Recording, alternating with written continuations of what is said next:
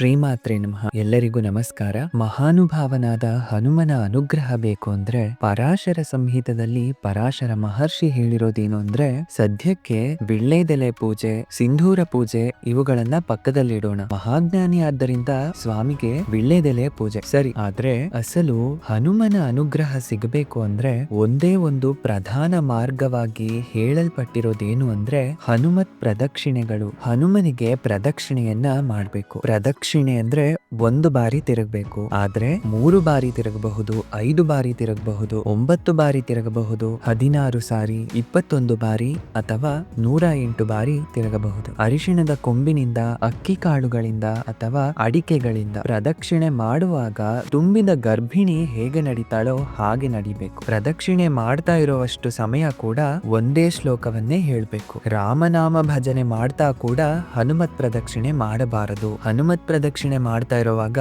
ಹೇಳಬೇಕಾದ ಶ್ಲೋಕ ಯಾವುದು ಅಂತ ಪರಾಶರ ಸಂಹಿತ ಹೇಳಿದೆ. ಸ್ವಾಮಿಯ ಬಳಿ ಹೋದಾಗ ಆಂಜನೇಯಂ ಮಹಾವೀರಂ ಬ್ರಹ್ಮ ವಿಷ್ಣು ಶಿವಾತ್ಮಕಂ ತರುಣಾರ್ಕ ಪ್ರಭಂ ಶಾಂತಂ ಆಂಜನೇಯಂ ನಮಾಮ್ಯಹಂ ಅಂತ ಹೇಳ್ತಾ ತಿರುಗಬೇಕು. ಪರಮ ಮೌನದಿಂದ, ಬೇರೆ ಏನೂ ಮಾತನಾಡದೆ ಆ ಶ್ಲೋಕವನ್ನ ಹೇಳ್ಕೊಳ್ತಾ, ಮನಸ್ಸಿನಲ್ಲಿ ಆದ್ರೂ ಪರವಾಗಿಲ್ಲ, ವಾಣಿಯಿಂದ ಆದ್ರೂ ಪರವಾಗಿಲ್ಲ, ಗರ್ಭಿಣಿ ಸ್ತ್ರೀ ಹೇಗೆ ನಡೀತಾರೋ ಆ ರೀತಿ ನಿಧಾನವಾಗಿ ಹೆಜ್ಜೆಯ ಮೇಲೆ ಹೆಜ್ಜೆ ಇಡ್ತಾ ತಿರುಗಬೇಕು. ಕನಿಷ್ಠದಲ್ಲಿ ಕನಿಷ್ಠ ಹನುಮತ್ ಜಯಂತಿಯ ದಿನ 3 ಬಾರಿ ಹನುಮತ್ ಪ್ರದಕ್ಷಿಣೆ ಮಾಡಲೇಬೇಕು. ಪ್ರದಕ್ಷಿಣೆ ಮಾಡ್ತಾ ಒಂದು ಸಾರಿ ತಿರುಗಿದ ನಂತರ ಮತ್ತೆ ಮೊದಲಿನ ಸ್ಥಾನಕ್ಕೆ ಬಂದು, ಅಂದ್ರೆ ಸ್ವಾಮಿಯ ಮುಂದೆ ನಿಂತು ನಮಸ್ಕಾರ ಮಾಡಿ ಶ್ಲೋಕವನ್ನ ಹೇಳಿ ಮತ್ತೆ ಇನ್ನೊಂದು ಪ್ರದಕ್ಷಿಣೆಯನ್ನ ಶುರು ಮಾಡಬೇಕು. ಹಾಗೆ 3 ಬಾರಿ ತಿರುಗಿದ್ರೆ ಪರಮ ಸತ್ಯವನ್ನ ಹೇಳ್ತಿದ್ದೀನಿ, ಜ್ಞಾಪಕದಲ್ಲಿ ಇಟ್ಕೊಳ್ಳಿ. ಎಂತ ಉದ್ವೇಗ ಭರಿತವಾದ ಪರಿಸ್ಥಿತಿಯಲ್ಲಿದ್ರೂ ಸರಿ, ಎಂತಹ ಕಷ್ಟದಲ್ಲಿದ್ರೂ ಸರಿ, ಹನುಮತ್ ಪ್ರದಕ್ಷಿಣೆ ಮಾಡಿದ್ರೆ ಮನಸ್ಸಿಗೆ ಶಾಂತಿ ಸಿಗುತ್ತೆ. ಮಕ್ಕಳಿಂದ ಹಿಡಿದು ವೃದ್ಧರವರೆಗೂ ಕೂಡ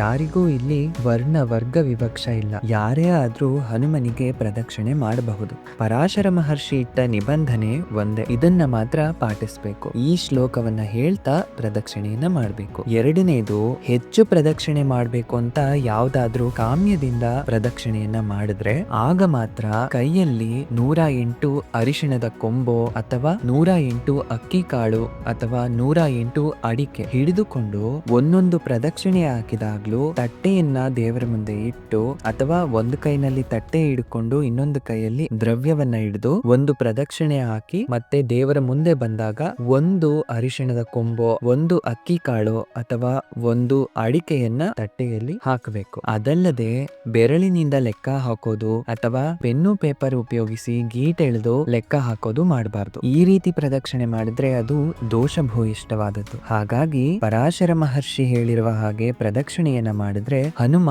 ಮಹಾಪ್ರಸನ್ನನಾಗ್ತಾರೆ ಅಂತ ಶಾಸ್ತ್ರವಾಕ್ಕು. ಹನುಮ ಪ್ರಸನ್ನನಾಗೋದಕ್ಕೆ ಏಕೈಕ ಮಾರ್ಗ ಹನುಮತ್ ಪ್ರದಕ್ಷಿಣೆಗಳೇ. ಇದು ಪರಾಶರ ಸಂಹಿತದ ತೀರ್ಪು. ಇದೇ ರೀತಿಯ ಇನ್ನಷ್ಟು ವಿಷಯಗಳಿಗಾಗಿ ಸ್ತೋತ್ರ ಪ್ರಿಯ ಟಿವಿಯನ್ನ ಸಬ್ಸ್ಕ್ರೈಬ್ ಮಾಡ್ಕೊಳ್ಳಿ. ಈ ವಿಡಿಯೋ ಇಷ್ಟ ಆಗಿದ್ರೆ ಲೈಕ್ ಮಾಡಿ, ಶೇರ್ ಮಾಡಿ, ಕಮೆಂಟ್ ಮಾಡಿ, ಚಾನೆಲ್ನ ಸಪೋರ್ಟ್ ಮಾಡಿ. ಎಲ್ರಿಗೂ ನಮಸ್ಕಾರ. ಶ್ರೀಮಾತ್ರೆ ನಮಃ.